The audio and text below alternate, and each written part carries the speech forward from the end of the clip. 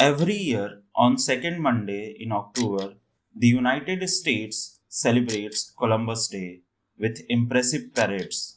Schools hold plays and teach lessons about Christopher Columbus and his voyages. Traditionally, Columbus has been viewed as a great hero and explorer in American minds. This image is reflected in many statues built in his honor and the streets named after him. Over 50 cities, towns, and counties across the nation bear his name. However, this perspective has shifted in recent years. On July 4th, 2020, protests erupted and a statue of Christopher Columbus in Baltimore was pulled down and thrown into the inner harbor. This wasn't an isolated incident. From New York City to Miami, Rhode Islands to Boston, and even Virginia, protests against Columbus have been on the rise. Protesters argue that Columbus was not a hero, but rather a villain, a murderer, a colonizer who treated Native Americans with brutality after arriving in the Americas in 1492. This begs the question, who really was Christopher Columbus? A hero or a villain? A discoverer or a murderer? In order to answer this question, we need to delve into the mind of Columbus. We will do so by critically analyzing journals and letters written by Columbus himself. Born in Geneva, Italy in 1451, Christopher Columbus was determined to find a new route to Asia by sailing westward across the Atlantic Ocean. Columbus approached various European monarchs for support, finally gaining the patronage of Queen Isabella and King Ferdinand of Spain. He was bestowed with the titles of Don and High Admiral of the Ocean Sea by Spanish monarchs. In 1492, he set sail with three ships, the Santa Maria, the Pinta, and the Nina, to find a new route to Asia. However, he encountered the Caribbean islands in December 1492, initiating European exploration and colonization of the Americas. Before embarking on his historic voyage in 1492, Columbus spent years sailing the Mediterranean Sea on various commercial voyages, gaining practical knowledge and experience with seafaring. This hands-on experience contributed to his reputation as a natural pilot, as noted by contemporary historians like Ovido, who criticize his theoretical understanding while recognizing his practical skills. At that time, European explorers were eager to find a sea route to Asia, with the Portuguese leading the way by navigating along the African coast. Meanwhile, Columbus proposed a daring alternative, sailing westward from Europe to reach China. This was a significant shift as the spherical nature of the earth was just beginning to be accepted in Europe. For centuries, many believed that the earth was flat and venturing into open waters was thought to be dangerous and potentially fatal. Columbus's plan to find a quicker route to Asia by crossing the Atlantic was groundbreaking, challenging the prevailing fears of open sea travel. His bold approach, despite its risks, demonstrated his innovative spirit and readiness to push boundaries in a period marked by uncertainty and evolving geographical knowledge. So, for centuries, Columbus has been celebrated as a hero for the incredible risk he undertook and the courageous leadership he exhibited in unknown seas, not knowing from moment to moment if his expedition would end in death for himself and for all those who had come with him. However, there is another side to this coin. Despite his legendary sailing skills, Columbus has been roundly criticized on this point. Start with the fact that in his journal of the first voyage, he wrote multiple times about the signs of land's proximity, which was wrong. For example, journal entry on 17 September reads that Monday morning they saw much more weed, which was like the weed from rivers, and in it they found a live crab which the admiral kept. He says that this is a certain sign of land, for such weed is not to be found 80 leagues from land.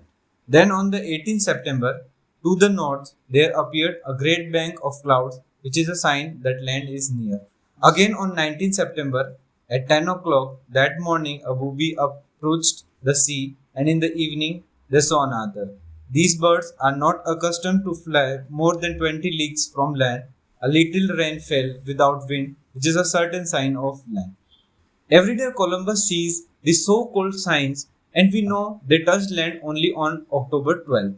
So he was continually in error on reading the signs to find out where he was. Also, he repeatedly found himself in difficult situations like sailing the North Atlantic during hurricane season on his first voyage home.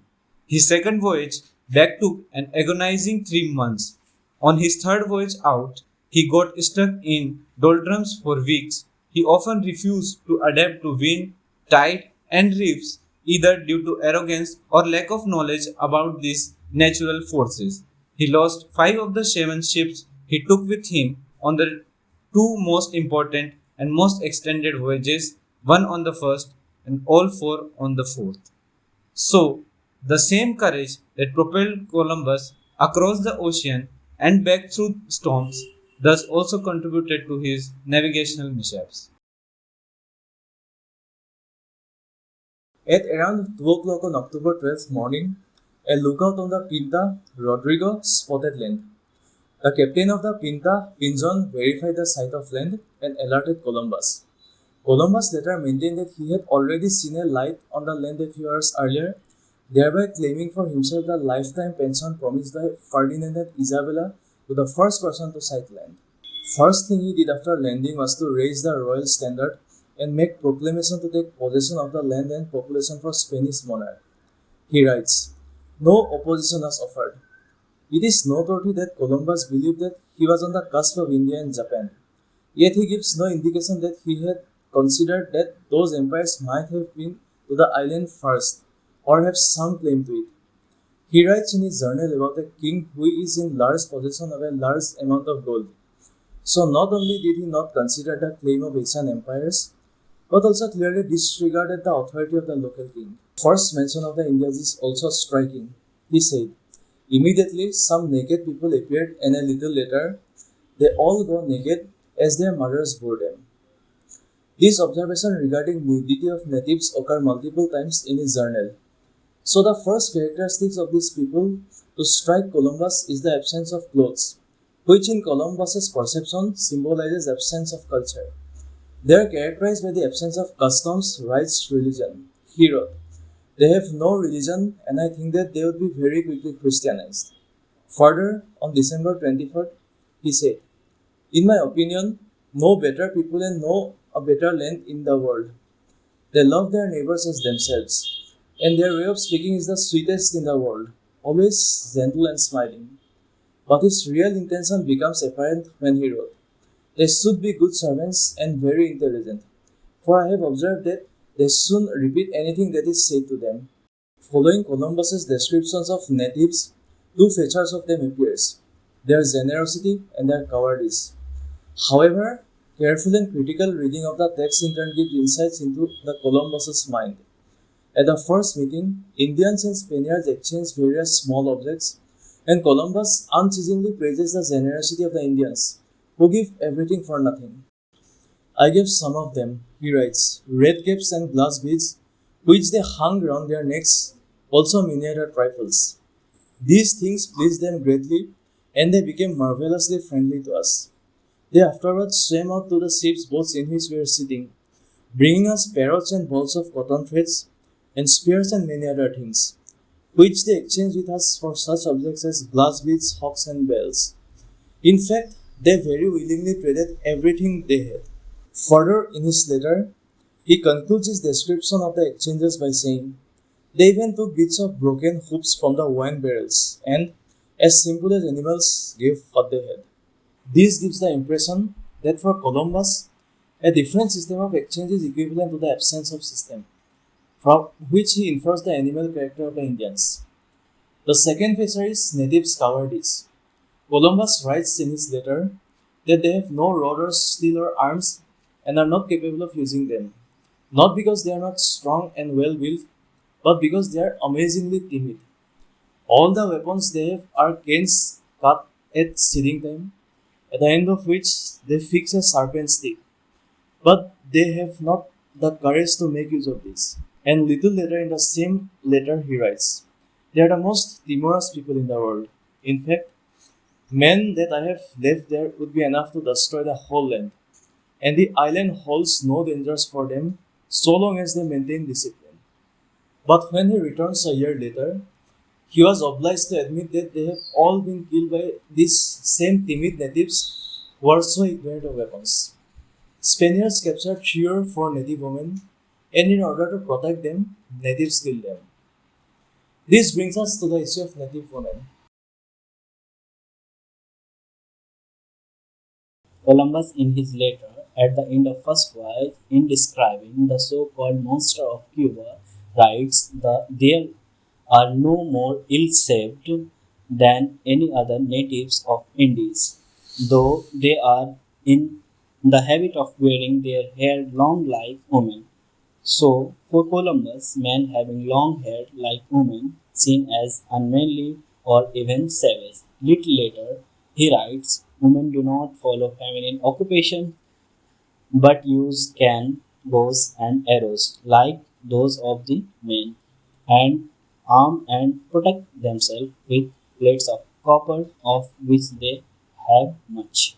Columbus seems surprised that indigenous women don't conform to European gender roles of the time and interprets the woman's action through a European lens. He does not consider the possibility of their society might have different gender roles or that self-defense might be a necessary in their environment.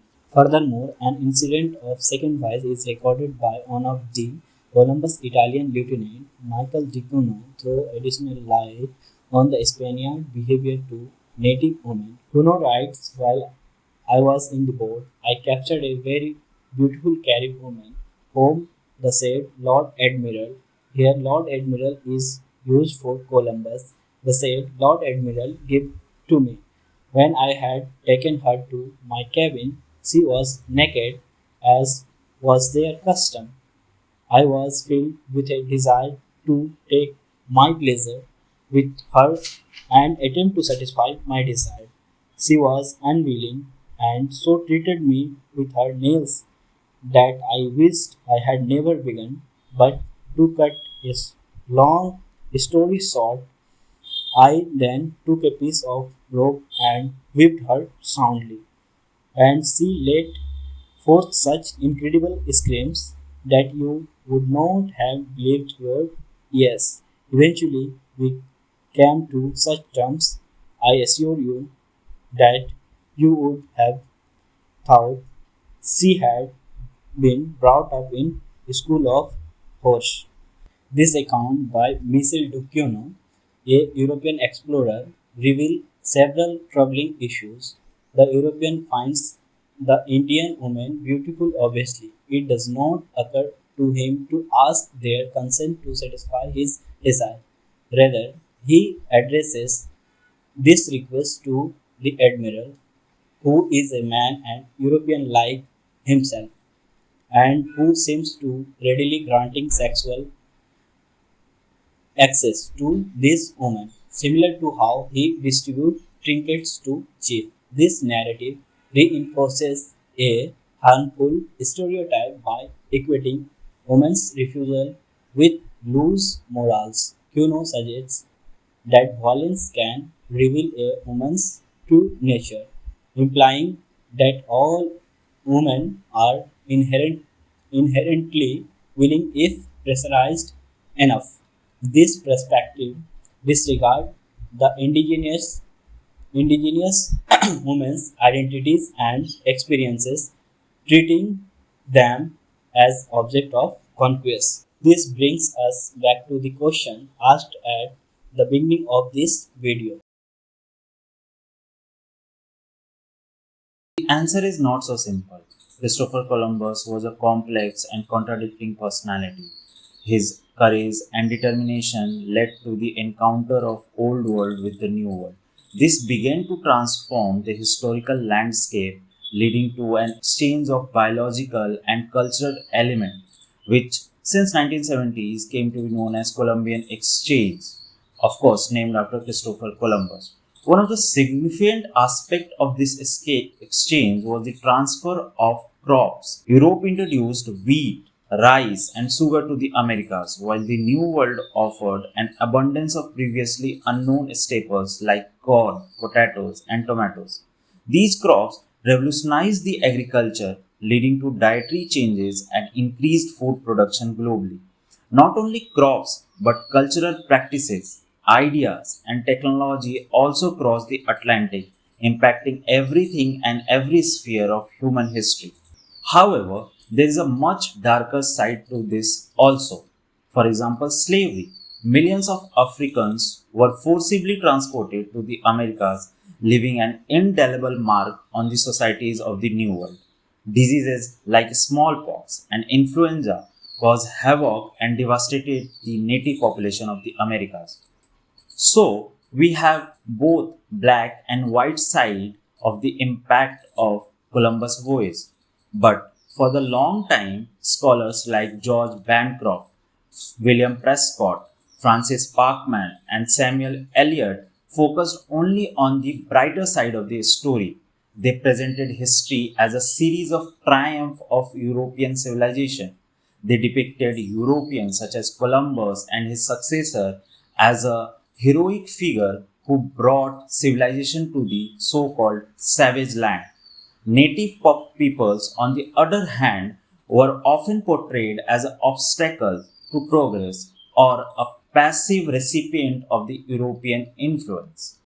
So these scholars ignored the darker side of the story and downplayed the role of disease, exploitation, and violence.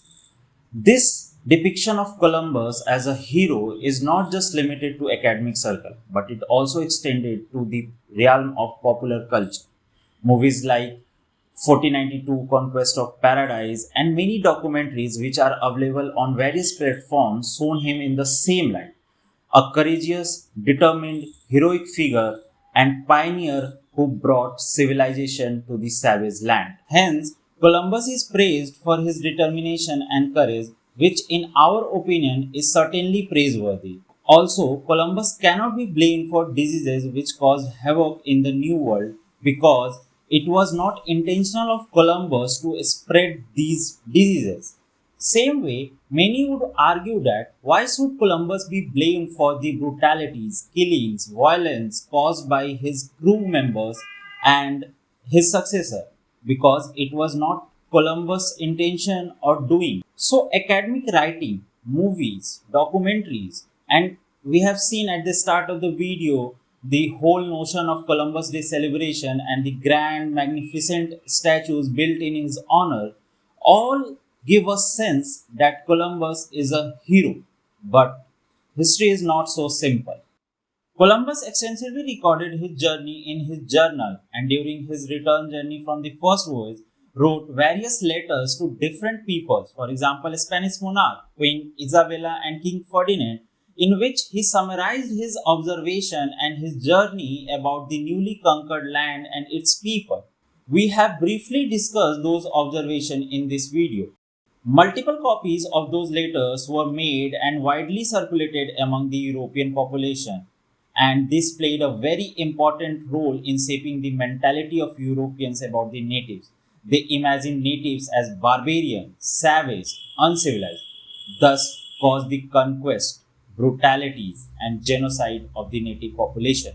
In 1491, about 145 million people lived in Western Hemisphere, but by 1691, the population of the Native Americans declined by 90 to 95%. The natives were displaced, died of diseases, and were killed by Europeans through slavery, rape, and war. All this because a man failed to discover America.